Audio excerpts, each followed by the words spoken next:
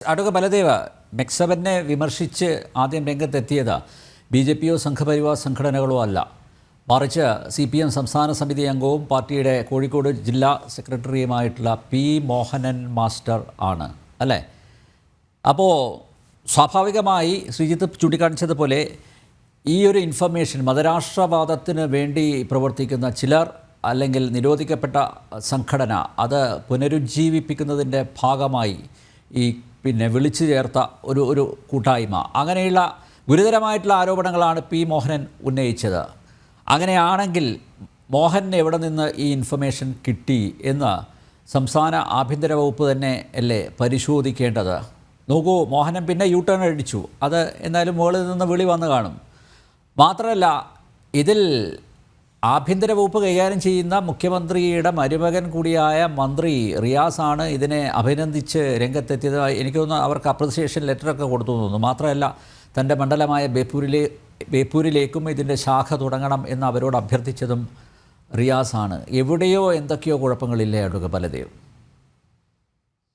1947 July മാസം 15-ാം തീയതി സാതിരുനാൾ അക്കാദമിയിൽ സർ CP വെട്ടിയ കോണാട്ടുമടം ചിദംബരം സുബ്രഹ്മണ്യ അയ്യർ, KCS മണി എന്നാണ് ഞങ്ങൾ വിളിക്കുന്നത്, KSPക്കാരനായിരുന്നു, പഴയ RS.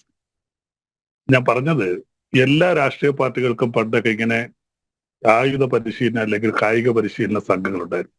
പണ്ട് RSPക്ക് ഉണ്ടായിരുന്നു. അതായിരുന്നു KCS മണി എന്റെ ഭാഗമായി. ചവറയിലെ പന്മനയിൽ കുമ്പളത്ത് ശങ്കപ്പിള്ളയെ കത്താള് പണിഞ്ഞു കൊടുത്തു, ഒറ്റയ്ക്ക് പോയി വെട്ടിയതാണ്.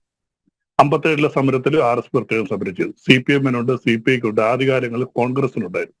ഇത് രാഷ്ട്രീയ പ്രസ്ഥാനങ്ങളൊക്കെ പണ്ട് ഇങ്ങനെ ശാരീരികമായ ചിട്ടകളൊക്കെ പഠിപ്പിക്കുമായിരുന്നു. അത് ശാരീരിക വളർച്ചയ്ക്ക് വേണ്ടി മാത്രമല്ല, അവരുടെ ഒരു പ്രതിരോധത്തിന്റെ ഭാഗമായിരുന്നു.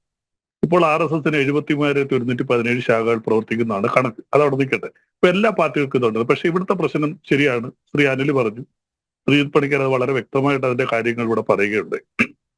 ഇതിനെ ആദ്യം എതിർത്തത് കാന്തപുരം എതിർത്തു, സമസ്ത ഗ്രൂപ്പ് മൊത്തത്തിൽ എതിർത്തു, സുന്നിയിലെ ആരും ഇതിനകത്ത് ചേരിടുന്നു. അതിനുശേഷം CPM-ന്റെ ജില്ലാ സെക്രട്ടറി ശക്തമായിട്ട് ഇതിനെ എതിർത്തു. ഇവർക്ക് വർഗീയ പരിവേഷമുണ്ട് എന്ന് പറഞ്ഞുകൊണ്ടാണ് അതിനെ എതിർത്തത്.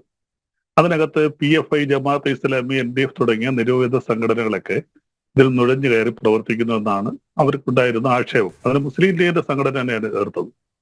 അപ്പൊ ഇത് ഒരു മൾട്ടി എക്സസൈസ് കോമ്പിനേഷൻ, 7 രീതിയിലുള്ള എക്സസൈസുകൾ 21 മിനിറ്റ് കൊണ്ട് ചെയ്യുന്നു. ഇത് മലപ്പുറത്ത് 2022-ലാണ് തുടങ്ങിയത്. ഇപ്പോൾ ആയിരക്കണക്കിന് ആൾക്കാർ അതുമായിട്ട് ബന്ധപ്പെട്ട് നിൽക്കും. അപ്പോൾ ഈ MEC 7 ഇതുമായിട്ട് ബന്ധപ്പെട്ടൊന്ന് സെർച്ച് ചെയ്തപ്പം ഇതിന്റെ ഒരു അംബാസഡർ, അദ്ദേഹത്തിന്റെ പേര് അറക്കൽ ബാബൻ, അദ്ദേഹം കുറച്ചുപേരുടെ പേരുകളൊക്കെ പറഞ്ഞു. അതിനകത്ത് കേരള കോൺഗ്രസിന്റെ മാണിയുടെ ഒരു ജില്ലാ സെക്രട്ടറി, INTUസിയുടെ നേതാവ്, CPI-യുടെ AITUസിയുടെ നേതാവ്, ഇങ്ങനെ പലരും അദ്ദേഹം അഭിമുഖത്തിൽ കാണിച്ചു. ഇവരൊക്കെ ഇതിന്റെ ഈ ശാരീരികമായ എക്സർസൈസിൽ പങ്കെടുക്കുന്നു. അവർക്ക് പല രോഗങ്ങൾ മാറിയ കഥകളൊക്കെ അവർ പറയും. അതിനുശേഷം ഇതിന്റെ ഒരു വനിതാ കോർഡിനേറ്റർ ബസീല ഷംസ്, അത് ഇന്ത്യൻ യൂണിയൻ മുസ്ലിം ലീഗിന്റെ വനിതാ വിഭാഗത്തിന്റെ സംസ്ഥാന നേതാവാണ്. അവർ ഇതിന്റെ ഒരു ബ്രാൻഡ് അംബാസഡറാണ്. അപ്പൊ ഈ MEC 7-നുമായിട്ട് ബന്ധപ്പെട്ട് തീർച്ചയായിട്ടും നിങ്ങൾ പറയുന്നത് ശരിയാണ്. ഇതിനകത്ത് വർഗീയ പരിവേഷമുണ്ടെങ്കിൽ, അതല്ല ഏതെങ്കിലും ദേശവിരുദ്ധ പ്രവർത്തനങ്ങൾ ഉണ്ടെങ്കിൽ അതിനെക്കുറിച്ച് അന്വേഷിക്കണം. തീർച്ചയായിട്ടും അത് അന്വേഷിച്ച് അതിന്റെ യാഥാർത്ഥ്യം പുറത്തു കൊണ്ടുവരണം. ആദ്യം മോഹൻ സാഹ് അങ്ങനെ പറഞ്ഞത് പിന്നീട് മാറ്റി പറഞ്ഞ എന്താണെന്ന് അതിന്റെ വ്യക്തമായിട്ട് എനിക്ക് അതിനെക്കുറിച്ച് അറിയില്ല. അദ്ദേഹത്തിന് എന്തെങ്കിലും സംശയം തോന്നിയായിരിക്കും അദ്ദേഹം പറഞ്ഞതും പിന്നീട് മാറ്റി പറഞ്ഞത്. പിന്നീട് CPI-യുടെ മുഖപത്രത്തിൽ ഇതിനെ അനുകൂലിച്ചുകൊണ്ട് ചില ലേഖനങ്ങൾ വന്നു.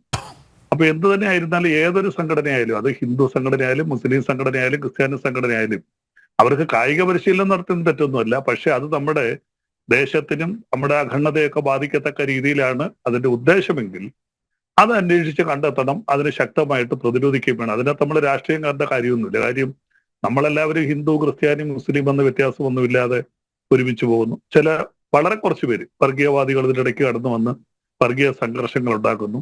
അത് ഭൂരിപക്ഷം വരുന്ന ജനവിഭാഗമല്ല, ഒരു വിഭാഗത്തിന് വളരെ കുറച്ച് പേരാണ് വർഗീയ സംഘർഷങ്ങളിലേക്ക് നമ്മളെ തള്ളിവിടുന്നത്. 90-95% വരുന്നവരും സമാധാനപരമായിട്ട് ജീവിക്കണമെന്ന് ആഗ്രഹിക്കുന്നവരാണ്. അപ്പൊ ആരാണ് ഇതിന്റെ പിന്നിൽ? ഇതിനകത്ത് വർഗീയ പരിവേഷമുണ്ടോ? നമുക്കറിയാം, നേരത്തെ ഇതുപോലുള്ള സമാനമായ പല പ്രശ്നങ്ങളും മുസ്ലിം സംഘടനകൾക്കെതിരെ വന്നിട്ടുണ്ട്. പല സംഘടനകൾ, PDP പോലുള്ള സംഘടനകൾ, SDPI പോലുള്ള സംഘടനകൾ, അവർക്ക് വർഗീയ പരിവേഷം ഉണ്ടായിട്ടുണ്ട്. ജമാഅത്തെ ഇസ്ലാമിന് വർഗീയ പരിവേഷം ഉണ്ടായിട്ടുണ്ട്. പക്ഷെ മുസ്ലിം ലീഗ് എന്ന സംഘടന അതിൻ്റെയൊക്കെ വ്യത്യസ്തമായിട്ട് അവരൊരു മതപരമായ സംഘടനയാണെങ്കിൽ പോലും അവര് വർഗീയ പരിവേഷം കാണിക്കുന്നില്ല, വർഗീയ വിദ്വേഷങ്ങൾ അവർ കൊടുക്കുന്നില്ല. അവരവരുടെ മതത്തിന്റെ കാര്യങ്ങൾ സംരക്ഷിക്കാൻ വേണ്ടി നിലനിൽക്കുന്നു. SNDP NSS ഒക്കെ പോലെ മതപരമായ താല്പര്യങ്ങൾ സംരക്ഷിക്കാൻ അവർ നിൽക്കുന്നു. അത് മറ്റു മതങ്ങൾക്കെതിരല്ല. അപ്പൊ മറ്റു മതങ്ങൾക്കെതിരായിട്ട് വരികയോ ഏതെങ്കിലും വർഗീയ പ്രവർത്തനങ്ങൾ നടത്തുന്നുണ്ട് തീർച്ചയായിട്ടും അന്വേഷിക്കണം. അതിന് എനിക്ക് തോന്നുന്നത് വളരെ ശക്തമായിട്ട് കേരളത്തിനേക്കാൾ വളരെ ശക്തമായിട്ട് കേന്ദ്രത്തിന്റെ ഏജൻസികൾ, ഇവിടെ കേന്ദ്ര ഏജൻസി റിപ്പോർട്ട് കൊടുത്തു എന്നാണ് യെസ്, അവതാരകൻ പറഞ്ഞത്. അതെ അതെ അതെ, IB റിപ്പോർട്ട് കൊടുത്തിട്ടുണ്ട്. അതായത് ഈ മോഹന മാഷ് പൊതുയോഗത്ത് പ്രസംഗിക്കുന്നതിന് എത്രയോ മുമ്പ് IB റിപ്പോർട്ട് കൊടുത്തിട്ടുണ്ട്. തീർച്ചയായിട്ടും അങ്ങനെ റിപ്പോർട്ട് ഉണ്ടെങ്കിൽ അതിനെക്കുറിച്ച് ശക്തമായിട്ട് നേരത്തെ നമുക്കറിയാം സിമിയുടെ പ്രവർത്തനം ഇവിടെ ആദ്യം കണ്ടെത്തിയത് കേന്ദ്ര ഏജൻസികൾ തന്നെയാണ്. അല്ല, അഡ്വക്കേറ്റ് കഴിഞ്ഞ കുറെ നാളുകളായിട്ട്, കുറെ മാസങ്ങളായിട്ട് ഈ വിവാദം അന്തരീക്ഷത്തിലുണ്ട് അല്ലേ? അപ്പോൾ അതിലൊരു ക്ലാരിറ്റി വരുത്തേണ്ടത്, വ്യക്തത വരുത്തേണ്ടത് ആരാ? ആഭ്യന്തര വകുപ്പ്, മുഖ്യമന്ത്രി, DGP? ഞാൻ പറയുന്നത് ഇവർക്ക് തീർച്ചയായിട്ടും അങ്ങനെ വല്ല മതവിദ്വേഷ പ്രവർത്തനങ്ങളോ ദേശത്തിന്റെ അഖണ്ഡതയെ ബാധിക്കുന്ന രീതിയിൽ പ്രവർത്തനങ്ങളോ ഉണ്ടെങ്കിൽ തീർച്ചയായിട്ടും ഇവരുടെ ലിങ്ക് കേരളത്തിൽ നിൽക്കുന്നതായിരിക്കത്തില്ല.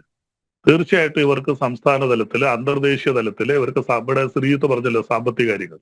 അപ്പൊ ഇവരെ സാമ്പത്തികമായിട്ട് സഹായിക്കുന്ന എക്സ്റ്റേണൽ ഏജൻസികൾ ഉണ്ടാകാം.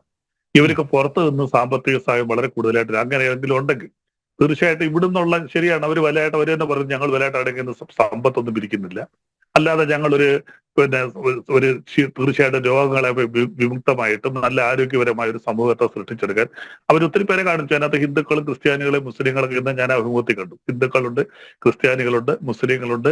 കൂടുതലും മുസ്ലിം സമുദായത്തിലുള്ളവരാണ്. മലപ്പുറം, കോഴിക്കോട് കേന്ദ്രീകരിച്ചാണ് പ്രവർത്തിക്കുന്നത്. തെക്കൻ ജില്ലകൾ, എന്റെ ജില്ലകളിലേക്കൊന്നും വന്നതായിട്ട് എനിക്ക് അറിവില്ല. പക്ഷെ വന്നിട്ടുണ്ടെങ്കിൽ അതിന് തീർച്ചയായിട്ടും വർഗീയ പരിവേഷമുണ്ടെങ്കിൽ, ദേശത്തിന്റെ അഖണ്ഡതയെ ബാധിക്കുന്നുണ്ടെങ്കിൽ, അതാണ് അവരുടെ ഉദ്ദേശമെങ്കിൽ ശക്തമായിട്ട് എതിർക്കപ്പെടണം, ചെറുക്കപ്പെടണം. അതല്ല അവര് പറയുന്ന ആ രണ്ട് അഭിമുഖം ഞാൻ കണ്ടത്, ഞങ്ങൾ ആരോഗ്യകരമായ കാര്യങ്ങൾ മാത്രം എല്ലാ മനുഷ്യരും, വൃദ്ധരും ഒക്കെ അതിനകത്തുണ്ട്, സ്ത്രീകളൊക്കെ കാണിക്കുന്നു. അതാണ് അവരുടെ ലക്ഷ്യമെങ്കിൽ, ജനയുഗത്തിലും CPM ഒക്കെ പറഞ്ഞതുപോലെ അതാണ് അവരുടെ ലക്ഷ്യമെങ്കിൽ, സതുദ്ദേശമാണെങ്കിൽ നമ്മൾ അതിനെ എതിർക്കേണ്ട കാര്യമില്ല. ദുരുദ്ദേശമാണെങ്കിൽ ശക്തമായിട്ട് എതിർക്കണം. അതിനെ അന്വേഷിക്കാൻ സംസ്ഥാന ഗവൺമെന്റിനേക്കാൾ തലത്തിൽ ഇവർക്കുള്ള മറ്റ് സംസ്ഥാന ബന്ധങ്ങളും അന്തർദേശീയ ബന്ധങ്ങളും ശക്തമായിട്ട് അന്വേഷിച്ച് പുറത്തു കൊണ്ടുവരാൻ കഴിയുന്ന ഏജൻസികൾ കേന്ദ്ര ഏജൻസികളാണ്. സംസ്ഥാനത്തിലെ ഏജൻസികൾക്ക് കേരളത്തിനകത്തുള്ള കാര്യങ്ങൾ മാത്രമേ അന്വേഷിക്കാൻ പറ്റൂ. സിമിയുടെ കാര്യത്തിൽ നമ്മൾ ചർച്ച ചെയ്തതാണ്. അതിനെക്കുറിച്ച് വ്യക്തമായിട്ട് അന്വേഷിച്ച് രേഖകൾ പുറത്തു കൊണ്ടുവന്ന കേന്ദ്ര ഏജൻസിയാണ്. സംസ്ഥാന ഏജൻസി കേരളത്തിന് പുറത്തോട്ട് അന്വേഷണം നീണ്ടുകൊണ്ടുപോകാൻ പറ്റില്ല. അപ്പോൾ അതിനെക്കുറിച്ച് വ്യക്തമായിട്ട് അന്വേഷണം കൊണ്ടുവന്ന് അതിന് ക്ലാരിറ്റി വരുത്താൻ കൂടുതൽ കഴിയുന്ന കേന്ദ്ര ഏജൻസിയാണ്. അങ്ങനെയുണ്ടെങ്കിൽ ആ സംഘടന നിരോധിക്കപ്പെടണം. PDP ഒക്കെ നിരോധിച്ചതുപോലെ ആ സംഘടനയൊക്കെ നിരോധിക്കപ്പെടണം. അപ്പൊ എന്താണ് അവരുടെ ഉദ്ദേശമെന്ന് ആദ്യമായിട്ട് നമുക്ക് വ്യക്തമാണ്. ഇവരുടെ സാമ്പത്തിക സ്രോതസ് എന്താണ് എന്നൊക്കെ നമുക്ക് അതിനെക്കുറിച്ച് പഠിക്കേണ്ടിയിരിക്കുകയാണ്.